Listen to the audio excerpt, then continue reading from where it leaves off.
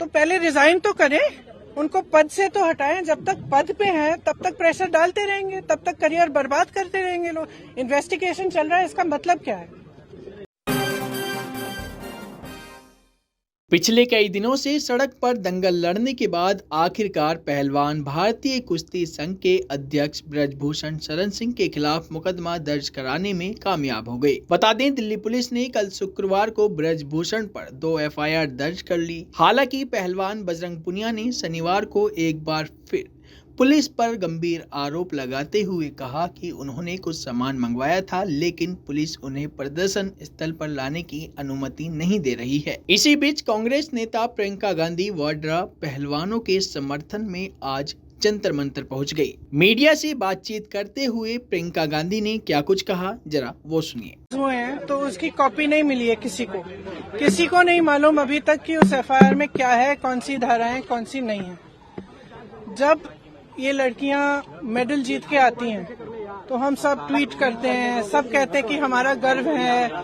सारे जितने भी नेता हैं, हम इंक्लूडेड इसमें, हम सब कहते हैं कि ये सबसे बड़ी बात है, देश के लिए अच्छा है, ये है, इन्होंने देश का गर्व सम्मान रखा है।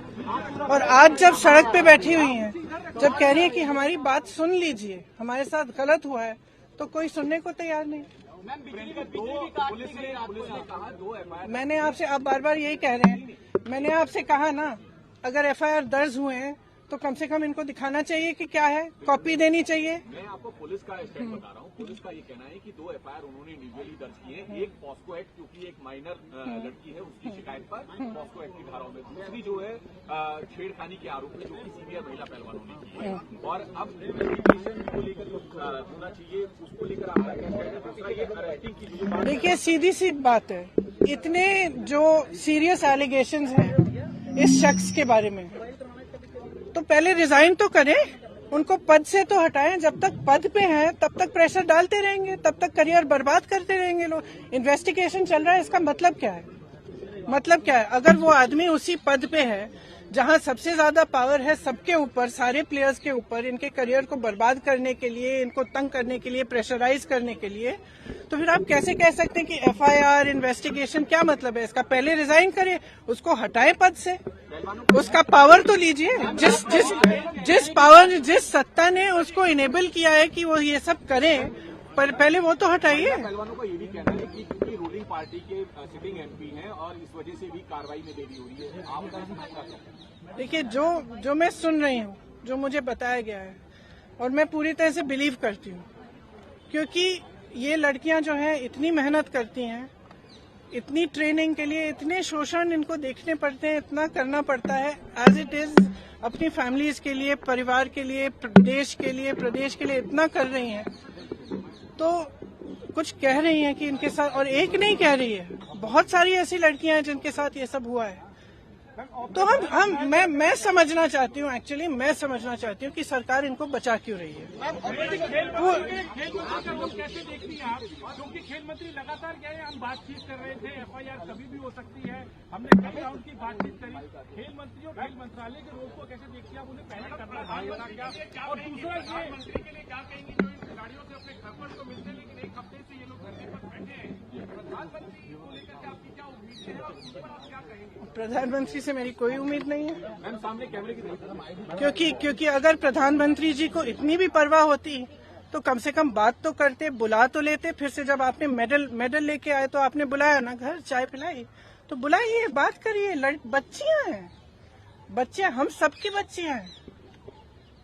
और मतलब क्या कह रही, ये कह रही है ना कि हमारी मूड है, 2024 का इलेक्शन है, कुछ चीजों पर उनका प्रभाव हो सकता है। तो अब भगवान जाने, मैं आपसे पूछ रही हूँ कि भाई इस आदमी को बचाने के लिए इतना सारा क्यों किया जा रहा है, जब इतनी सारी लड़कियां जिन्होंने देश के लिए इतना किया है, अपने परिवारों के लिए किया है, प्रदेश के लिए किया है, देश के लिए किया है, और इतना मतलब पर्सनल संघर्ष है इनका, आप देख सकते हैं, इन्होंने इतना किया है और आप उसको बचा रहे हैं। भाई इनको बचाओ ना। हमारे देश के बारे में ये क्या कहता है अगर हम अपने बच्चियों को नहीं बचा सकते? बता दें, प्रियंका गांधी कई दिनों से जंतर मंतर पर प्रदर्शन कर रहे पहलवानों के समर्थन में पहुंची। पहलवानों के साथ मुलाकात के दौरान प्रियंका भी खुद भावुक हो गई। एक अन्य कांग्रेस नेता दीपेंद्र हुड्डा भी वहां पर पहुंचे। खिलाड़ियों ने प्रियंका को अपनी समस्या बताई।